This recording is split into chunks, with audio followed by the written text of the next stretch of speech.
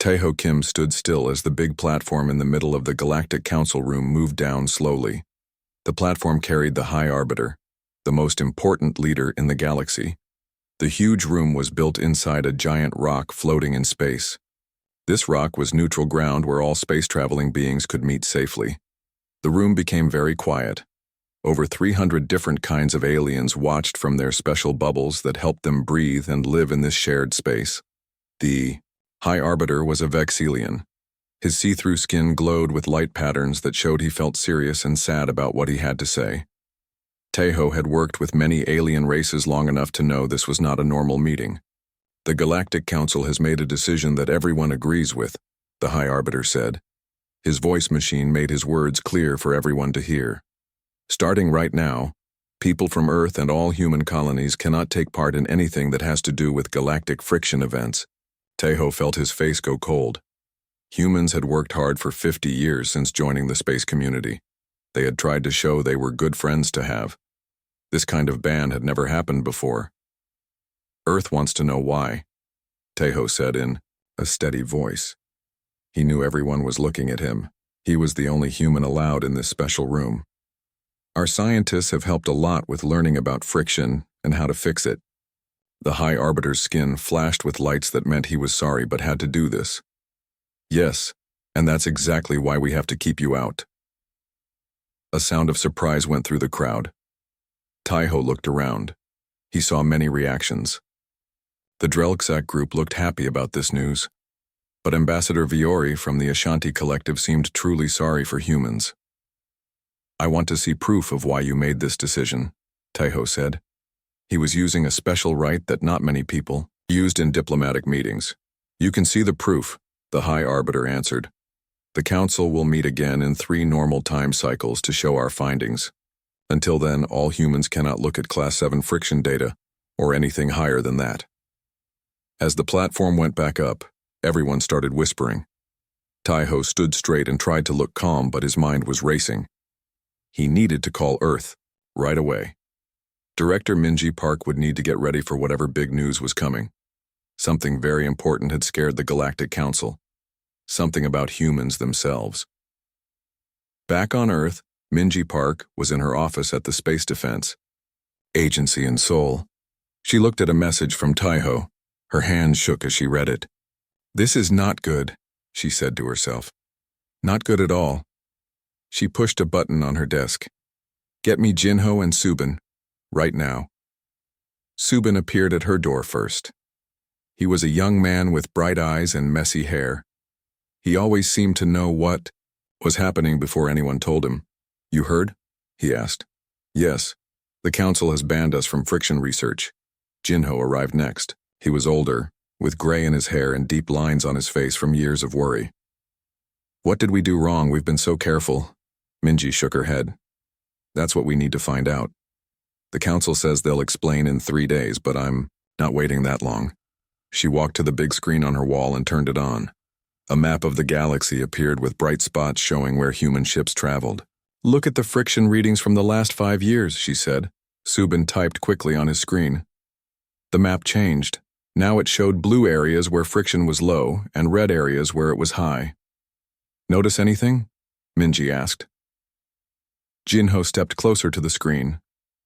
His eyes got wide. The blue areas, they follow our ship routes. Exactly, Minji said. Wherever humans go, friction gets less strong. We thought it was our good technology. But what if it's something else? What if it's us? Subin looked confused. You mean humans themselves affect friction? How is that possible? I don't know, Minji said, but I think that's what scares the Council. A beeping sound came from Minji's desk, a new message from Taeho. She opened it and read quickly. Taeho says one of the friendly aliens told him to look at our old stories, myths about people who could walk between worlds or see the future. Jinho laughed, but it wasn't a happy sound. They think our fairy tales are real? Maybe not fairy tales, Minji said slowly. Maybe something else. She touched her screen and pulled up old records. Throughout human history, there have been stories of special people, people who could heal with a touch. People who knew things they couldn't possibly know. People who seemed to disappear and reappear. Those are just stories, Subin said. Are they? Minji asked. What if some humans have always had some special connection to whatever causes friction? What if that's why the council is suddenly afraid of us? Jinho sat down heavily in a chair. If that's true, they might see us as dangerous. They might want to do more than just ban us from research. The room fell silent as they all thought about what that might mean. Minji's screen beeped again. Another message from Taeho. The council has granted us access to their oldest records, she read aloud. Records about the first time they met beings, like humans. First time? Subin asked. But we only went to space 50 years ago. That's right, Minji said. Her voice was very quiet now. So either they're talking about a different race that looked like us, or they met humans a long time ago, Jinho finished, before we had spaceships. How is that possible? Subin asked. Minji looked back at the map, at the blue trails that followed human ships. I think we're about to find out. In his small room on the council station, Taeho couldn't sleep. He kept thinking about what Viore had told him after the meeting. Your people are special, Taeho, the alien had said in a low voice. More special than you know. The council isn't just afraid of what you might do, they're afraid of what you might wake up. Taeho watched the strange stars outside his window.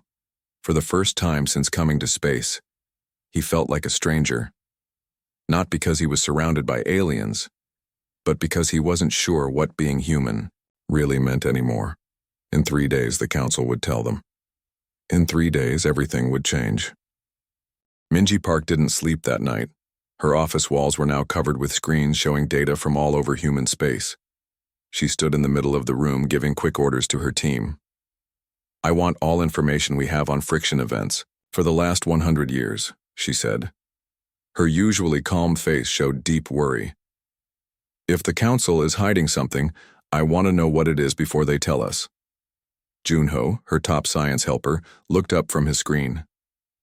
Director, I've put together all our research on friction events. It's very interesting when we look at it in time order. Minji walked to his desk to look at the data. Galactic friction was a strange thing that made space travel hard.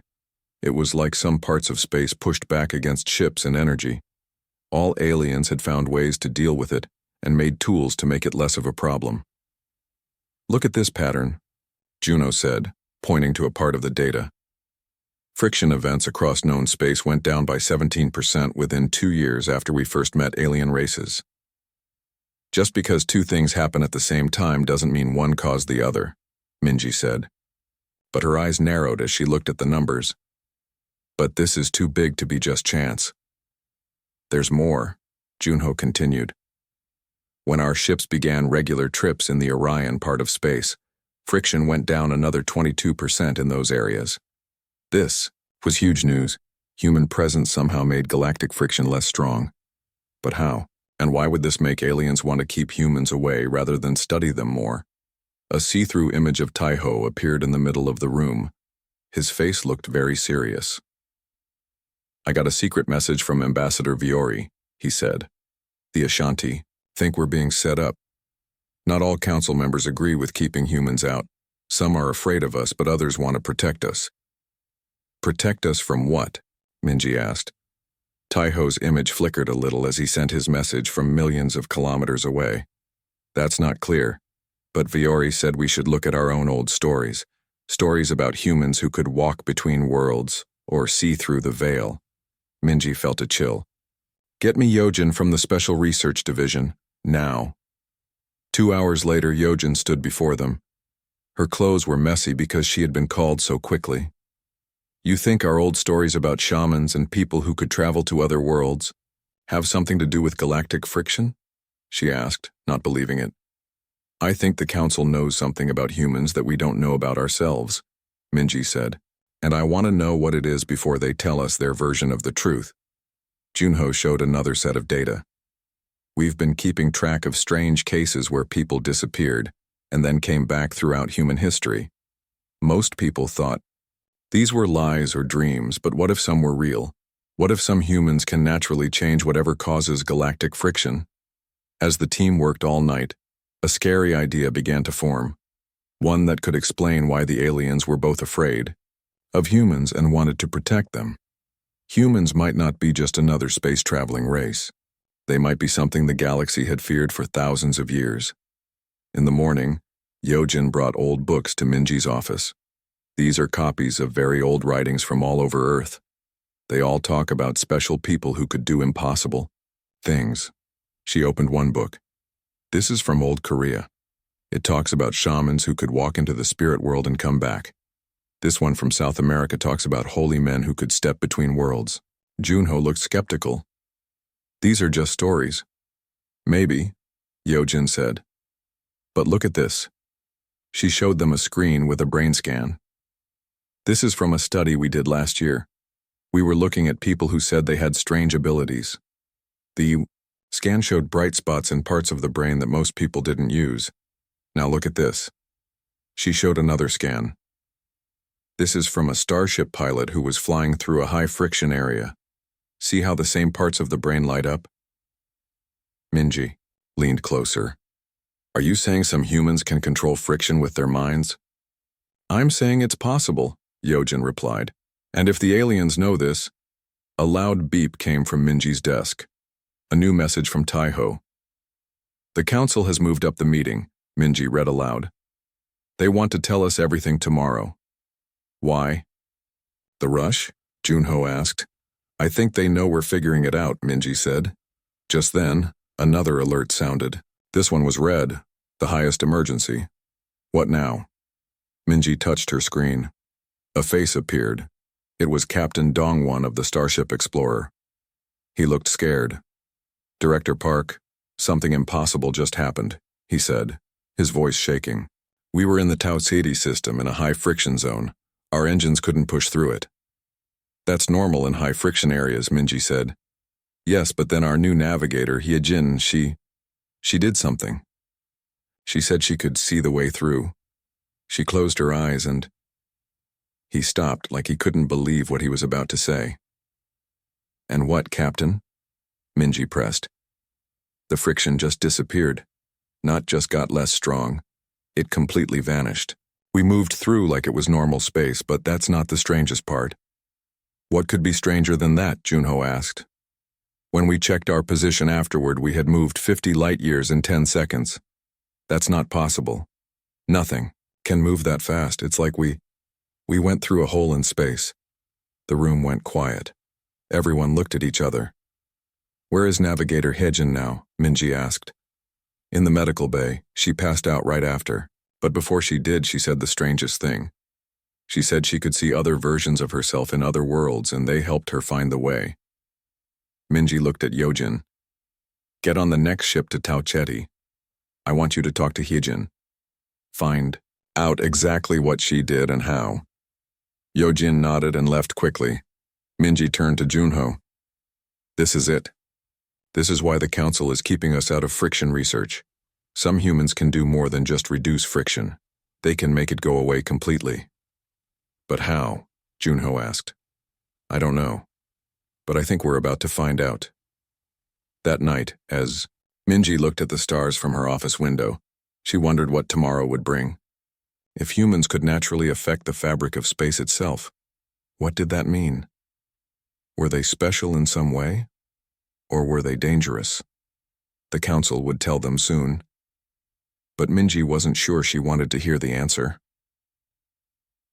Across the galaxy, Taiho sat in a small room, waiting for the next council meeting. An alien guard stood outside his door. He wasn't a prisoner, they said, but he wasn't free to move around either. For your protection, they had told him. But Taiho wondered. Protection from what? From other aliens who feared humans? Or from something else? Something that humans might wake up if they kept playing with the forces that held the universe together? Tomorrow they would know. Tomorrow, everything would change. The big meeting room on the council station felt cold to Taiho. He had spent the whole night thinking about what might happen today. Earth's best scientists had found some answers, but they had more questions than answers. Now facing the council again, he felt very unprepared. High Arbiter Nextul pointed to a Quathari scientist who walked to the middle platform.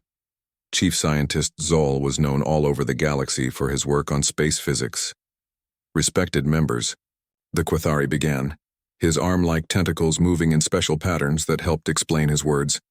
What we call galactic friction is not really what we thought. It is not a normal part of our universe.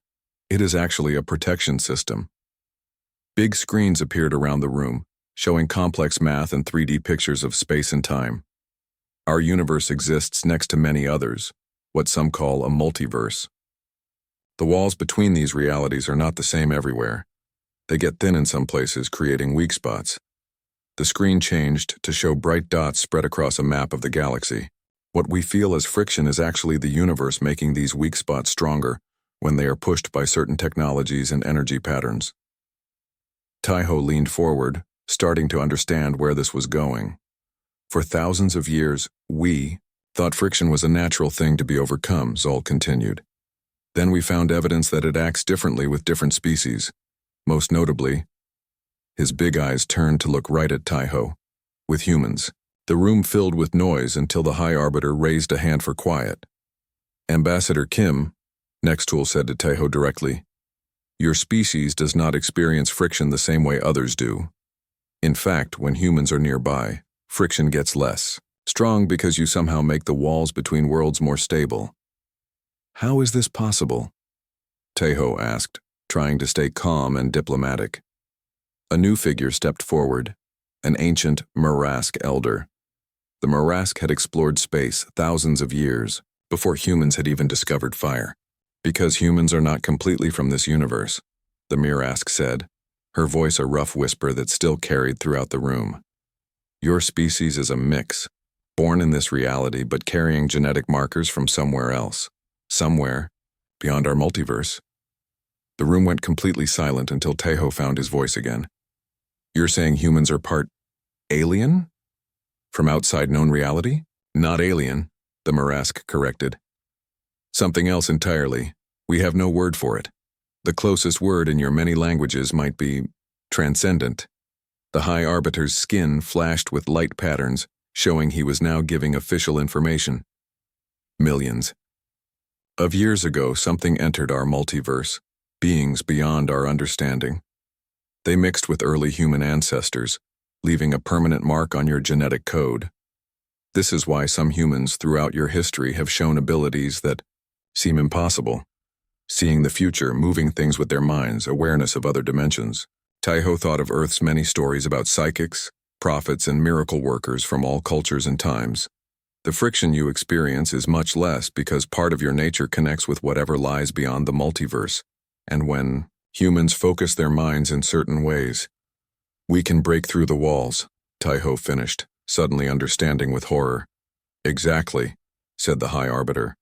This is why you must be kept out of friction research, not as punishment but because human efforts to reduce friction might accidentally tear open the walls completely, allowing things into our reality that should never enter it. Taiho sat down heavily, his mind racing with what this meant. Humanity wasn't just another species among the stars. They were living keys to doors that should stay locked forever. Wait, Taiho said, a new thought coming to him. You said these beings mixed with our ancestors millions of years ago. How do you know this? Humans only came to space 50 years ago. The Murask elder made a sound like a sad laugh. We know because it has happened before. Not with your exact species, but with others like you. The screens around the room changed to show pictures of beings that looked almost human, but not quite. Some had extra fingers. Some had strange colored eyes. But they all looked very similar to humans. Throughout the history of the galaxy, species like yours have appeared, the Murask said. They rise quickly, develop technology fast, and then what? Taiho asked, not sure he wanted to know. They disappear, the High Arbiter said simply. Or they change into something else, something beyond our understanding. How many times has this happened? Taiho asked. 7 times that we know of, the Quathari scientist answered. The last one was 50,000 years ago. Taiho tried to make sense of this. So you're saying humans are, what? The eighth attempt by these outside beings to create something in our universe? We don't know if it's an attempt to create anything, the High Arbiter said. We only know the pattern, and we know that whenever a species like yours starts to understand friction and how to control it, strange things begin to happen. Like what happened on the Explorer? Taiho asked. You know about that? Yes, said the Marask. Your navigator. Hyejin did something that should be impossible. She didn't just reduce friction. She removed it completely for a moment. She created what we call a slip point, a temporary hole in reality. And that's dangerous? Taiho asked. Very, the High Arbiter said, because holes work both ways. Things can come in just as easily as things can go out. What things? Taiho asked. The council members looked at each other. Finally, the Marask spoke again. We don't know exactly, but the last time a species like yours created a large slip point, an entire star system disappeared. Billions of lives gone in an instant. All we found afterward was strange energy patterns that didn't follow the laws of physics. The room went quiet again. Taiho felt cold all over. So you're keeping us out of friction research to protect the galaxy from us? He asked. No, the High Arbiter said. We're keeping you out to protect you from yourselves, and to protect you from what might notice you if you keep making holes in reality. What do you mean, notice us? Taiho asked. The Marask's voice was very quiet now. There are things that live in the spaces between universes, things that are always hungry, things that are always looking for ways in. Your kind naturally weakens the walls that keep them out. If you deliberately make those walls even weaker. She didn't finish the sentence. She didn't need to. Taiho understood now. The council wasn't afraid of humans. They were afraid for humans. They were trying to keep humanity safe from something much worse than any alien. What can we do? He asked finally. Learn control, the High Arbiter said. We can help you understand your abilities. We can teach you how to use them safely. But you must stop all friction research until you understand what you really are. As the meeting ended, Taiho knew he had to tell Earth everything. Humans were special in a way no one had imagined. They were part something else, something from beyond the multiverse itself, and that something might be looking for them. The emergency meeting of Earth's Space Council started at midnight in the underground room beneath Seoul. Taiho had just told the group everything he had learned from the Galactic Council. The room was silent. Everyone was too shocked to speak. President Hyunwoo finally broke the silence. Let me make sure I understand. Humans carry genetic material from beings outside our multiverse. This gives us some protection from friction effects and the power to accidentally damage reality itself? That is what the council says, Taiho confirmed. They have shown strong proof. Director Minji stepped forward and turned on the room's main screen.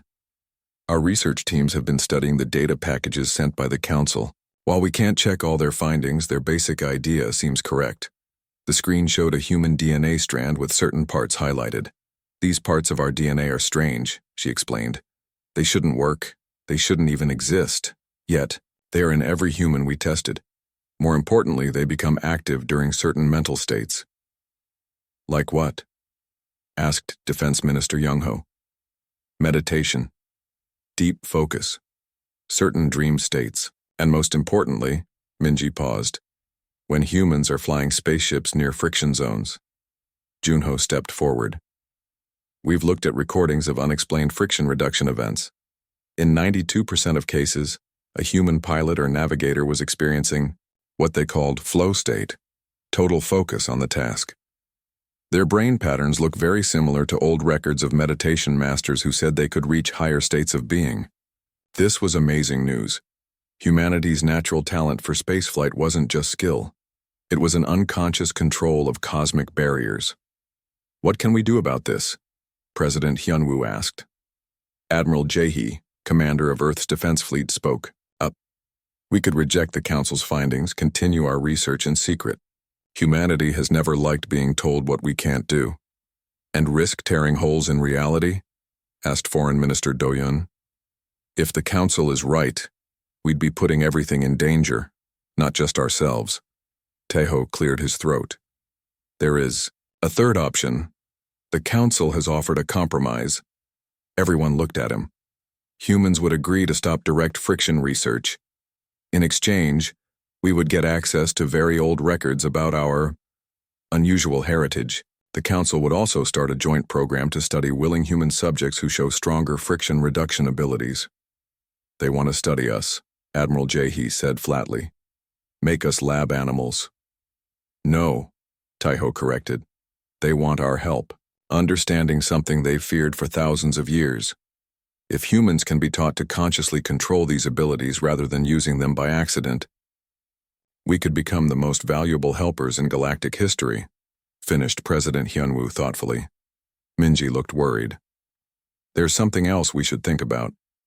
If friction is really a protection against things coming into our universe from outside and humans naturally weaken it, then maybe our purpose is not to get rid of friction, Tae-ho said quietly, but to carefully manage it.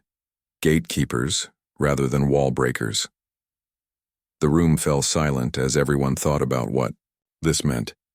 Humanity had always imagined its future among the stars. Now they discovered they were something much stranger, children of the cosmos in the most literal sense, carrying the legacy of beings beyond understanding. What about Navigator Hyejin? Minji asked. The one who created the slip point? She's being brought to Earth under special protection, Junho said. The council has offered to send experts to help her understand her abilities. Is she in danger? President Hyunwoo asked. Not exactly, Tae-ho answered. But the council believes she may have attracted attention when she created that hole in reality. Attention from what? Admiral Jae-hee demanded. Tae-ho's face was grim. From whatever lives in the spaces between universes, the things the walls are designed to keep out. A chill went through the room. What do these things want? Foreign Minister Do-hyun asked. The council doesn't know exactly, Tae-ho replied, but they believe these entities are drawn to conscious minds, especially minds that can sense the multiverse. Like humans, Minji said. Like humans, Tae-ho agreed. President Hyunwoo stood up straight. We need time to think about all this. For now, we accept the temporary restrictions while we set up our own research program. We'll work with the council but keep our independence. As the meeting ended, Tae-ho found himself standing next to Minji, both looking out the window at the night sky. Do you think they're still out there? She asked quietly. These beings that changed our ancestors? Tae-ho thought carefully about the question. I don't know, but I think we'll find out eventually. Why do you think that? She asked.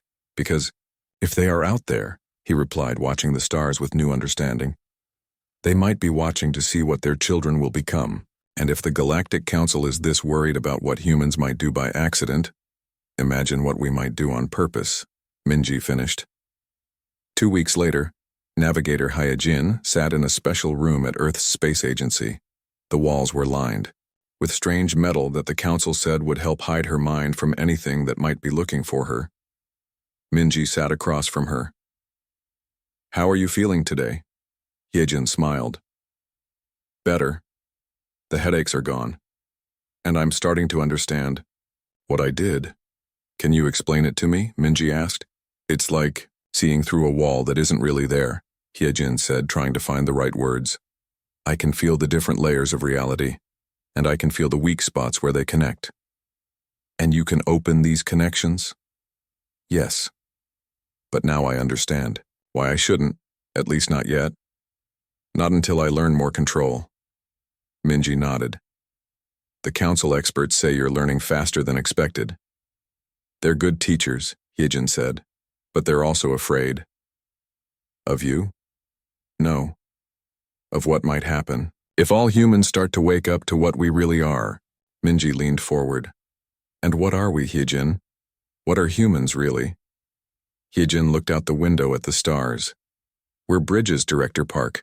We're connections between this reality and something else, something bigger. Is that good or bad? Minji asked. I don't know yet, Hijin replied honestly. But I know one thing for sure. What's that? We're not alone, and we never have been. Above them, the stars seemed closer than before, the space between them not as empty as it once seemed. Humanity had been kept out of galactic friction research not because they were dangerous, but because they were needed. Not as weapons, but as keys. Not as conquerors, but as inheritors of something vast and beyond understanding. The true journey was just beginning.